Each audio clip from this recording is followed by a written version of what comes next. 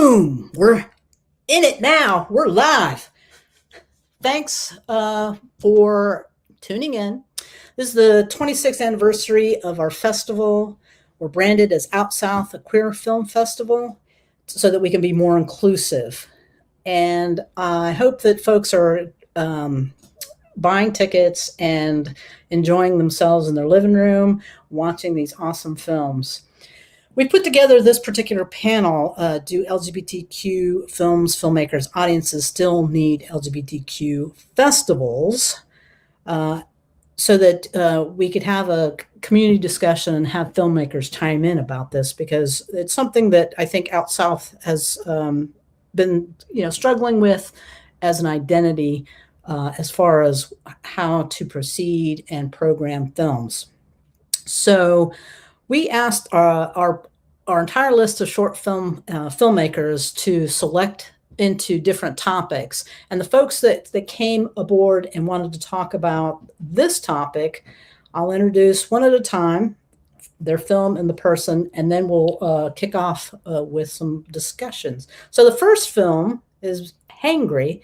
Tennessee Martin is, yes, please add Tennessee, is a Southern. I love that. Southern screenwriter from a big family. Guess how many? It's less than a dozen.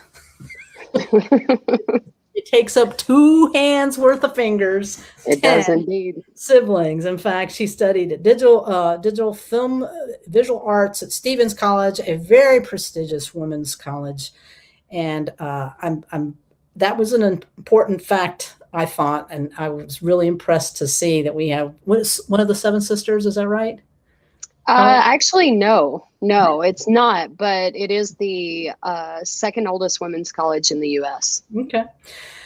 You've worked on hit shows like Lucifer, Training Day, Family Crimes, and you're at Stars, and you created coordinator for original programming, right? Where you put a spreadsheet for creation for Stars for Beyond Gender Casting Database, which that's amazing, giving visibility to trans and non-binary actors in the industry. You're now a coordinator for Carmi Zlotnick. Wow. Head of operations at Apple TV Plus. You're co-founder of Lady Parts Collective. What a name. An all-female theater company, and is selected to participate in the program Writers Incubator for Women in 2020. Your first macabre short film, Hangry, we're glad to have, is directed by, now help me out, Bola Ogun? Bola Ogun. Ogun, okay. Mm-hmm. And you won Best Horror at the Toronto International Women's Film Festival, which that is pretty impressive too. And you can't be pinned down by genre, right? You also have a Christmas feature full of heart and drag queens. Yeah. I like the diversity here. And you enjoy painting, restoring your motorcycle, and training in jiu-jitsu and telling punny dad jokes. Give me one. Oh man, don't put me on the spot like that. Right. Well, I'll be counting how many puns you can get next in. time. All right. So next we have from Family History, Mark J. Parker. Hi. Hey. And Mark is wrote and directed and produced the short thrillers Family History, Sticks, Twin, and hosts the Release Date Rewind podcast. And your career highlights include working on TV series What Would You Do?, 30 Rock, Ugly Betty, Celebrity Ghost Series. Stories, excuse me. It's really small font. That's Marley May, How Do You Know? Talk shows Live with Regis and Kelly. Oh, wow, that's exciting. And Wendy Extra and Wendy Williams. Then we have, also from Family History, Tom. Now, I didn't get the pronunciation correctly. Ciuba? Close enough. Chuba. Chu. The CI makes the CH sound. Yeah, that's Chuba. The Italian in me. Chuba. Yeah. And you're an avid entertainment enthusiast who has worked on communications for 13 years. You have the short film Family History, which marks your filmmaking debut as a co-producer. Thank you for producing. Other past passion projects include entertainment podcast, Add This to Your List, and TV blog, Save It for the Commercial Break. Serving as co-creator and co-producer of both of those, and that you live in Connecticut with your husband and dogs. Woof, woof. Woof, woof, indeed. Next, we have from Roadkill, Eliza. Now, I was given Eliza Lorraine. Would you like to just drop that part and just call Eliza? And it's Brugger? Eliza Brugger, yeah. Lorraine's just my middle name. Yeah. All right. I don't know why that's was given to me as put your name in there. L. All right. So you're award-winning Los Angeles, New York based. You get some travel miles on you then. Yeah. Not this year. Not this year. So you're a director, screenwriter, producer from Nebraska. Now that's got to be a very big cultural change for you, for those two big metropolitan places in the Nebraska. You received your MFA from Columbia in New York. Wow, that's very impressive. Where you wrote and directed and produced features, TV pilots, short films, and have screened in festivals all over the world. And you explore, I'm not saying you explore, you enjoy exploring themes of sexuality, female connection, nature, and dystopia. I really appreciate you producing Roadkill and submitting to our festival. Next, we have another Christmas dinner, Jeffrey Ruff. Hi, Jeffrey. Hey. And what do we have to say about Jeffrey? Well, you're the creative hybrid. You are writer, producer, director from Chicago. You got your BA in fashion from New York, Pratt Institute. Wow. So you and Eliza were up in New York for a little bit. Yes, we were. Where you began costuming film for directors Reggie Rock Blythewood, William Shatner, and Trey Haley. You wrote, directed, and produced the short film Jesus Christ of America. Jesus Children. You're right. Why didn't you do Jesus Christ? Of America. I was focused on the children. And you shot it with an iPhone. Well, that's impressive too. You were selected for the CMG Festival at Cannes Short Filmmakers Program, where you screened Baggage. Wow, you've got all kinds of productions out there, going everywhere.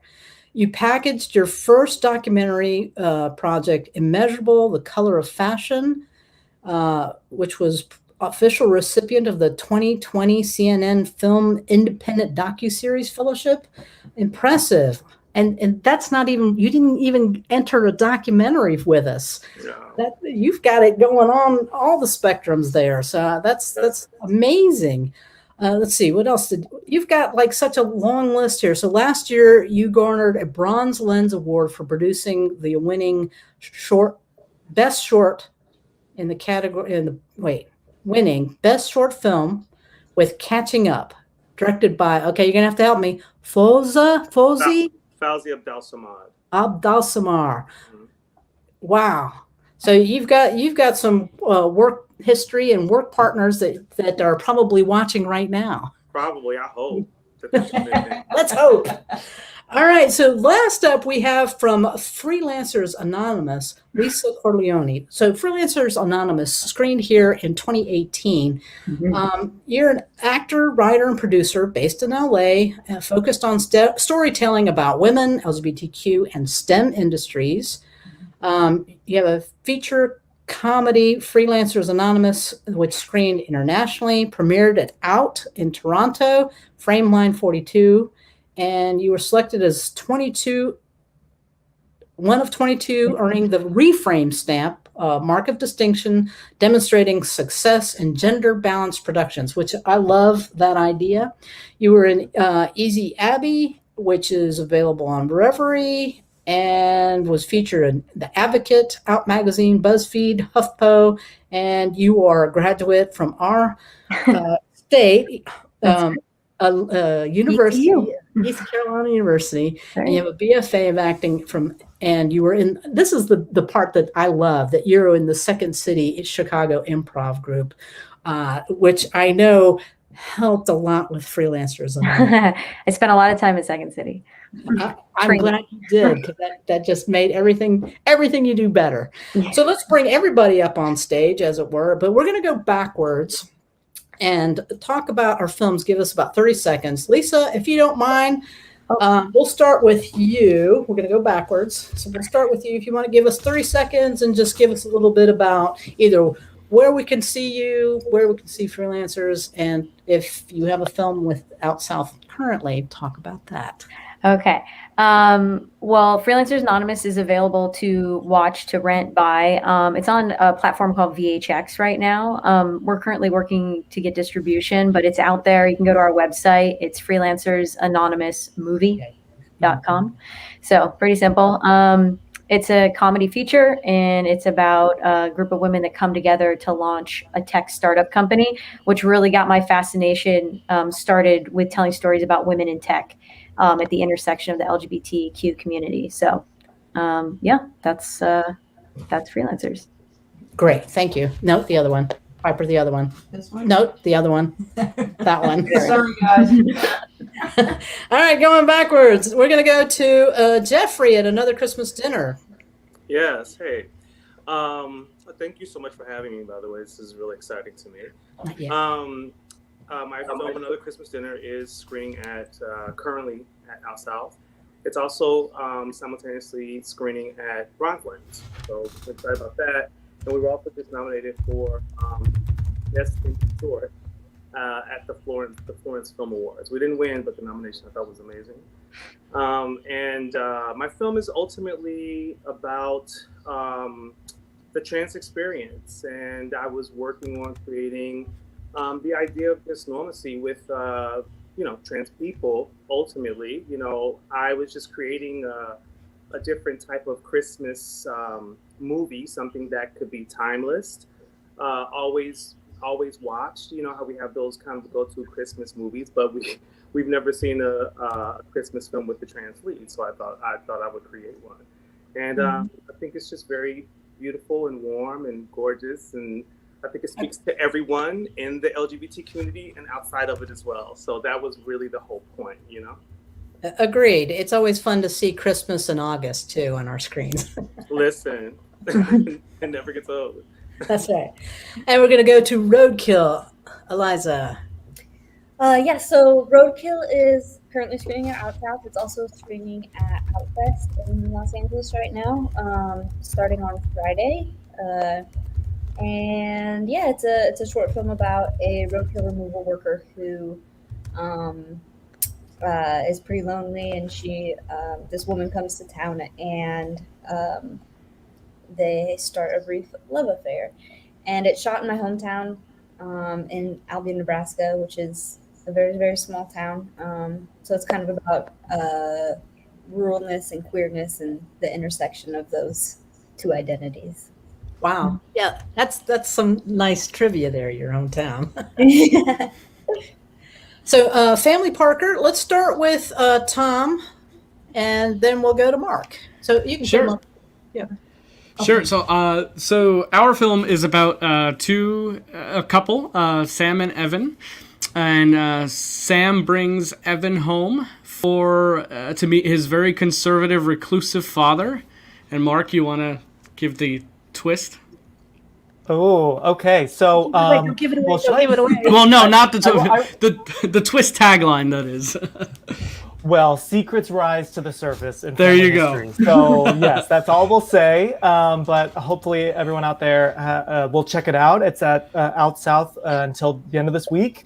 Next up, we are screening in Birmingham at the Sidewalk Film Festival, and then the New Jersey HorrorCon. And the plan is for the short to have a few more festival screenings, either in person or virtual, until Halloween, and then it'll be released online, probably on Amazon Prime, right in time for Halloween. So yeah, we're pretty happy with it. Yeah, so we had quite a few horror films come through, and Hangry is kind of in that category. So Tennessee, you want to talk about Hangry? Yeah, so Hangry is definitely in that category, horror, thriller-ish, about a 17-year-old who has to do some questionable things in an effort to save her mother's life. And it's shot in a meat house, much like the one that I worked in when I was growing up. So a slaughterhouse behind her home. We are going to be in Chain, New York City Film Festival. We just got into Pasadena, so going to be playing out here. Cloud9 in New York as well. So a couple of places coming up, and still awaiting the verdict on many more, but very, very happy to be at OutSouth. Thank you. We appreciate you submitting. So let me just start a little bit here. We have this idea that, LGBTQ films, filmmakers, audiences still need LGBTQ film festivals like ours. I have to say that your film, Hangry, stirred a little bit of controversy, which, sort of leads us into this conversation, because there isn't anything overtly LGBTQ on screen. We made a conscious effort to include you as a filmmaker, or not just you, but your production team. Yeah. So talk about a little bit about that. Why should we have included Hangry or not included Hangry? Yeah. It's funny that you bring that up right off the bat, because it's something that I have sort of been faced with and addressed since shooting Hangry. I've been out since I was 15 years old, and I came out in the Bible Belt of Tennessee and had a very, very difficult time coming out. So I'd say that I stamped my queer card pretty hard. And one thing for me, I love queer stories, and I love when they are overt, but I also just love people, and I love people who happen to be queer, who are just living their normal lives. And not everything has a rainbow on it. Not everything, is a coming out story. For me, that was just me growing up, being 17 in a place where it wasn't okay to be gay. We didn't talk about it. The only time it came up was in a slur, or when I was being condemned for it. So that choice for me, there are subtle things in the set design that I wanted to include. I've got my hat collection hanging on the wall. I've got my Pat Summitt signed Tennessee Vols basketball in one shot in the corner. And the stepfather of the lead character does call her a faggot at one point. But that's it. That's really the only addressing of her sexuality in the entire film.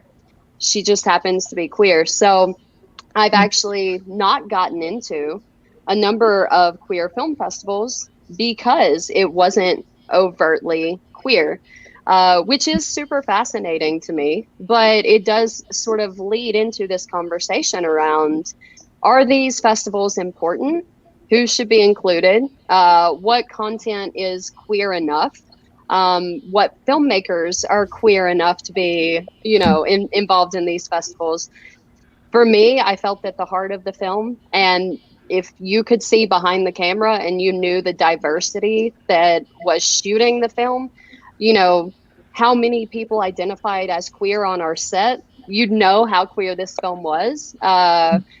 I would like to see a blend. I definitely think that these festivals have a place, because I think that we have a place, and I think it's important for us to come together and to unite and be able to share tricks of the trade. But I also think that it's important for us to pave our way into other festivals and kind of break that ground for a more broad inclusion. What I find interesting too, Tennessee, is that Eliza's film, which you probably should try and catch, Roadkill. You had me with queer and rural. Right? If you were just sort of generically talking about, queer and rural, you've got Roadkill. You really are kind of along the same thread. The difference Mm-hmm. being, this is an overtly, queer romance. Romance. Yeah. So, Eliza, how do you feel about, the idea that, we have at this festival here? Have you tried to get into mainstream festivals with Roadkill? I have a little bit, but I knew the home for this. I did want to be more for queer film, queer festivals. I I do think that there's a huge need for queer festivals, not just for the sake of, not necessarily like to zone in on queer films, but to build the community within the film industry with other queer filmmakers is where I see a lot of value.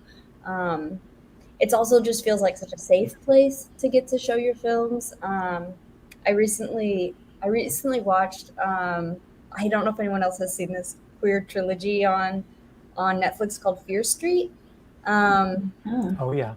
But I started watching it and immediately started to get like this feeling of like, is this going to be like, a trilogy that's like terrible to women, and do I really want to settle in for this? And so I like was Googling the director, and I saw that she was queer, and I was like, all right, cool. I feel safe. I could settle in and watch this like nasty, wonderful horror trilogy all in one night.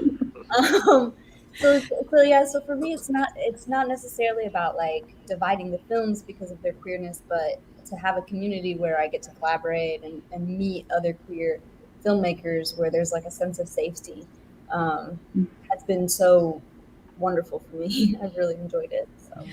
Right. And so, Mark and Tom created another sort of horror thriller type suspense drama. Have you gone to different themed festivals outside of the LGBTQ, and how has your film been received? Yeah, it's a very interesting, weird, like Venn diagram. I don't know what you would call it of a film, because it is a horror film. There's death, there's suspense, there's some disturbing material, and then it's a queer film. So it's funny, sometimes we're not scary enough to be in the horror festivals. We're not, I guess, highbrow enough to be in the big festivals, and then sometimes we are not, like Tennessee was saying, gay enough or queer enough for some queer festivals. So it's amazing when OutSouth and luckily a few other festivals have given us, a platform, because it's that weird convergence of the three kinds of things there. Tom, you want to say anything? Yeah, I think, Mark, when you and I started strategizing about the festival circuit, we said, it's kind of hard to pigeonhole this movie or to pinpoint it as one particular genre. So that definitely kind of played into our strategizing. And I think for the most part, we have mostly applied to queer or horror film festivals in the end. And those are the ones that a majority overwhelmingly accept us. Yeah, luckily. And so, this leads me a little bit to Jeffrey. You have this other genre, right? You have. I was sort of wondering. Was a lot of discussion. There's this little bit of hidden intrigue as far as like the reveal of what the story is about. And I thought it was interesting too that you had done this in a way that wasn't from the character. What was the character's name? I've already forgotten. Tamara's her perspective. So, how has that been received in the LGBTQ festivals or any festivals outside of the LGBTQ genre? So really interesting, kind of very similar to what the boys were saying, but also Tennessee as well. I just want to do interesting films about interesting things that interesting people. It's really quite that simple.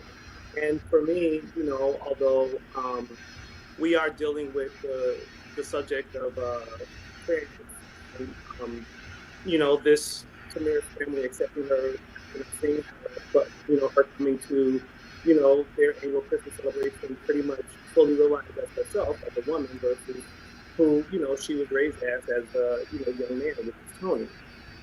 But there's nothing about Tamara that's not a woman. She's a woman to me. And, you know, that's actually how she's presented, you know. And so for me, the film is really for everyone, to be quite honest. You know, I knew when I was gonna, when I started to think about the festival circuit, that I was going to do both LGBT and non-LGBT festivals, and just let people figure it out as to whether they feel like it works for them or not. You know what I mean? Because my film is really for everyone, you know, and it is from the perspective of Tamara and her father. Because ultimately, we talk a lot about people kind of meeting people where they are, receiving them fully for who they are. But a lot of times we never talk about the people outside who are also affected by their transitions or their choices. In this instance, her dad. Everybody else, and I think her family has figured out, but her dad is still struggling with it. And that's a real thing. You know what I mean? Because unfortunately, even if he wants to, you know, meet her where she is and really fully accept her because he clearly loves her, he still is struggling with it. And I think it was very okay to show it from both of their perspectives. I was gonna just show it from her perspective, but as I started writing it, I was like, you know what? This is his story too. Okay. Well, you know, Lisa, your film, I've had the you know, the pleasure of seeing your film. I would say that it, as queer as it is kind of the least queer. It's a broad comedy. I mean, you know, it's not, because there's the big gay wedding, right? So, Right. Sam's wedding, I mean, it's a pretty, you know, straightforward, like a lot of what everyone's saying. I mean, we just made like a broad style comedy. So, yeah, I mean, I'm someone too who's like, after doing Easy Abby, which was so much fun, and it was so had so much sexuality to it on screen, which is great.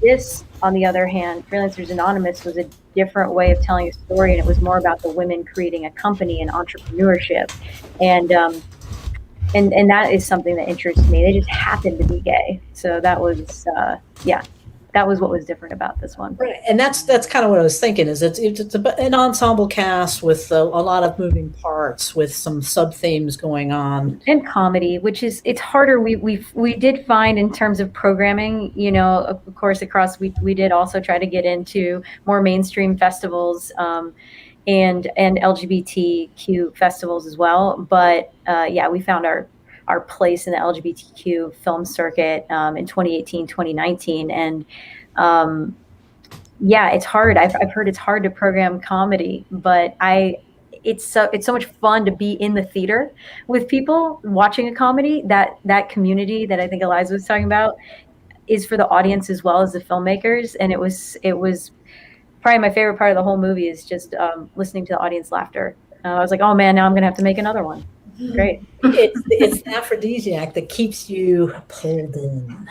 Yes. So the festivals are totally, I want to answer this question because I actually really thought about this, and I was like, and what I'm hearing from everyone is very similar, which is the more content that we make, the more important it is, because we have more nuance. And when we have more nuance, we have more inclusivity for LGBTQ audiences and for people outside the community who may be able to identify in a gray area, because those gray areas of life are the universal parts of life, really. So, and that's what makes us mainstream. I really think that like these festivals help us to drive the narrative. Like, we're the artists who are making the stuff, that are learning and growing in these spaces and experimenting with storytelling. And like, this is our space. Like, there's more out in the world because we've proven there's a market for it. There's no, I mean, this festival's been around forever. Let's talk about that, because right now the great equalizer has been the internet. We're not into the studio model. We're not into this, the self distribution model. It's a lot easier to put things on platforms like Reverie and Amazon and all the little sub streaming specialties out there. Why do we need a festival? What is it about a festival, specifically Eyeballs, that makes, making that queer film, making the film about family, making the film about, kind of screwed up relationships or rural America's experience in this theme? Why come to us instead of just self distribute in another place? For me, the answer is pretty simple. For me, it's just about having that space, right? You hear a lot of talk today about queer spaces disappearing for whatever reason, right? Many people attribute it to the fact that things have gotten better societal wise.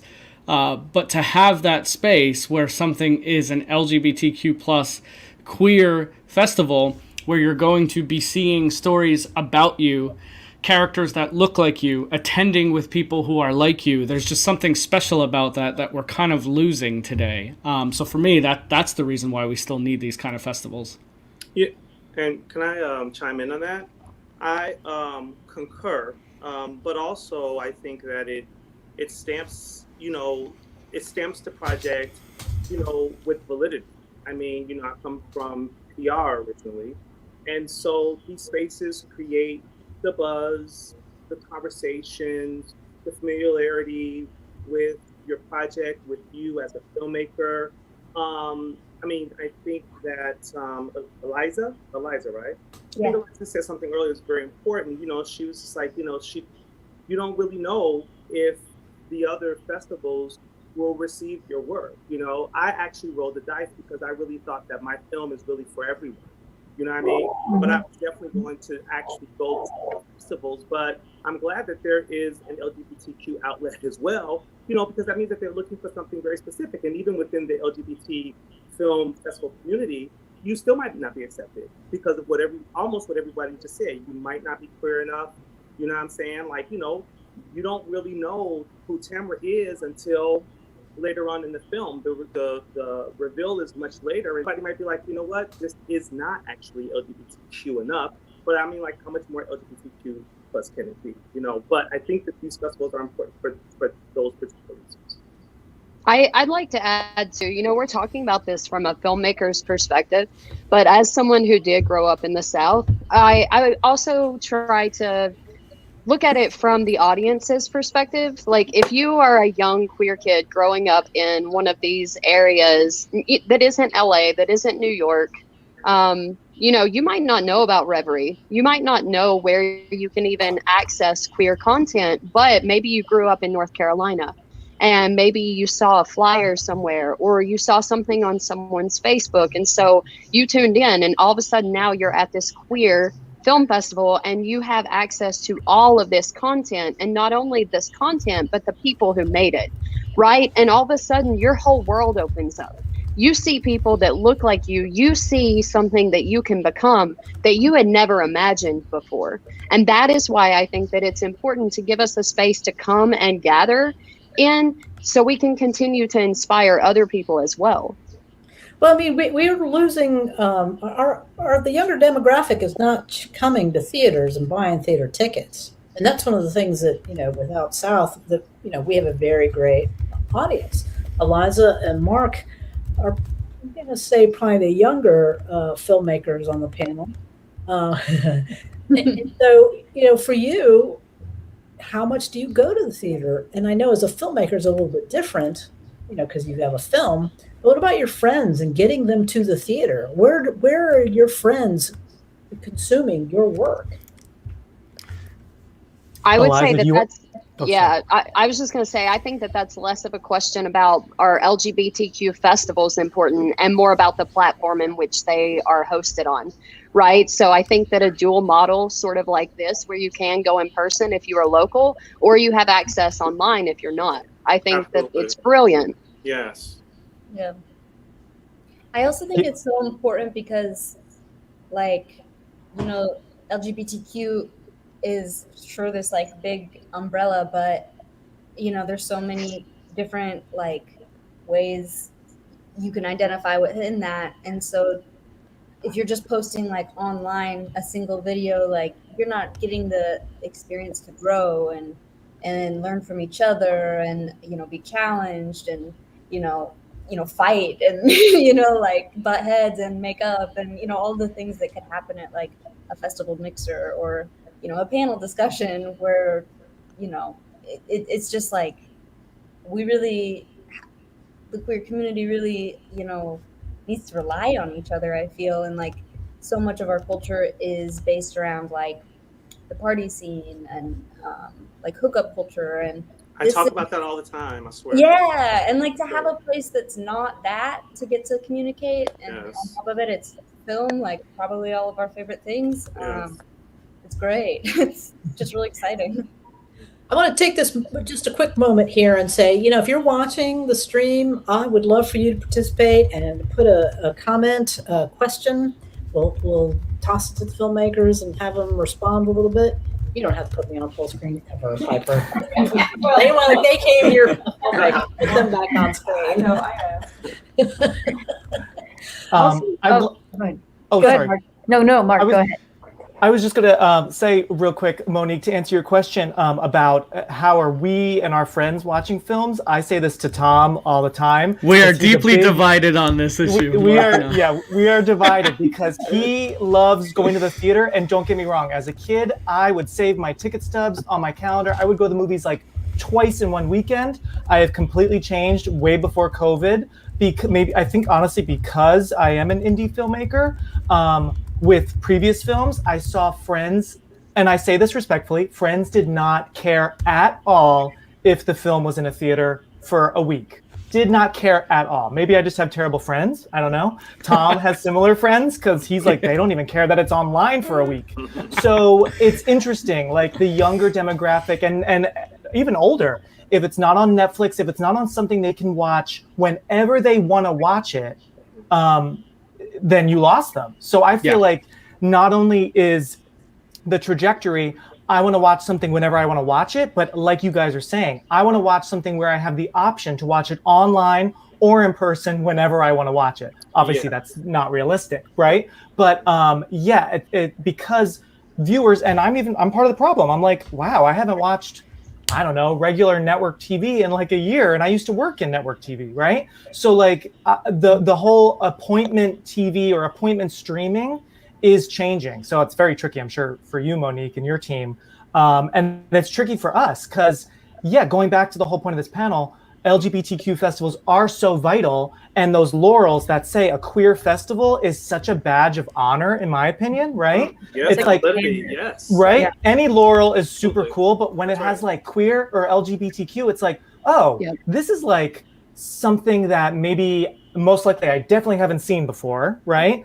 And it's the voices of the future, but it's also kind of like, but watch it this week. For real, it's going to be good, and we're in a good group of, people or a group of films, but people are like, well, when is it going to be on Netflix when I can watch it whenever I want? Oh my God. So, that's exactly what our friends have asked, both Mark and me. When are you putting it on streaming? I'm just going to watch it when you put it on streaming. I'll pay the 99 cents. And it's like, well, no, we want you to support the festival that we're in. Yeah. Jeffrey? No, I was just going to expound on what Mark said. I'm sorry, expound on what Tim said. Tim, right? Tom. Tom, yes, exactly. Close enough. Yes, well, I'm sorry, Tom, interrupted. I really do believe that duality that everyone's talking about, but to go to what Tom said, I do believe people need that theater experience. Like, I'm going to share something with you, like being in cons and, watching a film on a big screen with a beautiful sound system really immerses you in a different type of way. But I'm the Netflix and chill guy all day for sure. And I even had to break myself out of watching films on my phone, because it's such a cozy, intimate moment when you're in your bed and in your phone. It also can draw you in a different type of way. But the experience of sitting in a theater, like, I feel like we need to have all of it. Also, I just want to say really quick, when I was at the festival, and I've been going, and this is part of the reason I want to join in this conversation, is because this festival in particular is like a hometown festival to me, and you guys have been so extraordinary and welcoming to me over the years. But this festival at the Carolina Theater, I mean, it was packed. It was packed when we screened. I mean, it was packed. And when we screened in San Francisco or Toronto or wherever we were, like, I went to Sydney. We screened in Sydney. It was sold out. Like, it was packed. This is like pre-COVID, but people showed up. And I think that there is something about going to an event, like going to meet other queer people in the community, It's not a hookup. It's not a bar. There's something about it. There's art. There's culture. There's something refined about. I don't know. To me, it's like you still need that. You still need that. And how do you measure that if they're just watching it at home on their couch, right? Like Absolutely. you don't measure that. Absolutely. Yeah. That collegiality. And you don't feel the energy of what's happening while you're there, which is everything. Yes. Absolutely. Totally. There's art, there's culture, there's also conversation and controversy. Like Monique, you said right off the bat, like it stirred up a lot of controversy. But Isn't that the point, to get people to talk? That's exactly right. I we have had the philosophy a long time, but we have the privilege to serve our community, and we also have a responsibility to take risks with our programming, and put things into the lineup that we like and may just fall outside of the coloring line, right? So I feel like as a festival programming, committee member, that something like Family History is kind of this oddball horror thriller. Should it be in there? And then Hangry was one of those super controversial as far as the committee goes, and sometimes we're just like, yeah, I like the filmmaker. I followed the filmmaker's career. They've submitted in the past. We've had the privilege of serving our community for 26 years. I mean, we've seen a lot of filmmakers, come peak and fall out into, they always move to broadcast and bigger things, more mainstream things, which is kind of, that hurts, because I want to see all of you guys make more films to bring back to us. So we have about, 90 seconds or so before we're supposed to cut ourselves off. I appreciate your insights. Do you want to talk about, your film at other festivals? We can do a round robin real quick and then say our goodnights. We can start with, we'll start alphabetically with Eliza. Sure. My experience submitting Roadkill has been kind of opposite of what I expected, in that I started off with like a bunch of tiny festivals. It started getting smaller ones, and now it's gotten into bigger and bigger queer festivals like OutSouth, OutFest. It's going to be at Reeling, the Chicago one, and the big queer Atlanta Film Festival. Thank you. So it's been really, it's been super exciting, and I've been really humbled by like all the love I've gotten for this little film. And it's been really it's just given me a lot of like warmth, because it was such a, I shot it in my hometown. It was so like very obviously based on my own experiences, and so to be able to connect with people and that they're connecting to that story has been really great. All right. Well, we appreciate you submitting and thinking of Out South. Jeffrey, just by the alphabet. Yes, thank you. So I think I said earlier, the film is simultaneously screening at Bronze Lens as well, which is a non-LGBTQ festival, and an Academy qualifying one as well out of Atlanta. And just the nomination that we had earlier this year I didn't even expect that, so I was very excited about that. And there's a multitude of other festivals that I'm just waiting to see if we got in or not. I mean, a lot of them. Well, there are a number that we did not get into, but I don't really have any expectation. I only submitted to where I thought it would fit very well.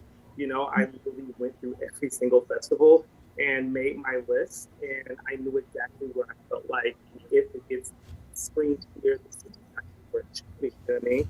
But everybody doesn't, it's not for them, and so I'm just excited that the buzz has started. I'm excited that people are excited about the film, and I can't wait to see the other places that it'll be screening. So yeah.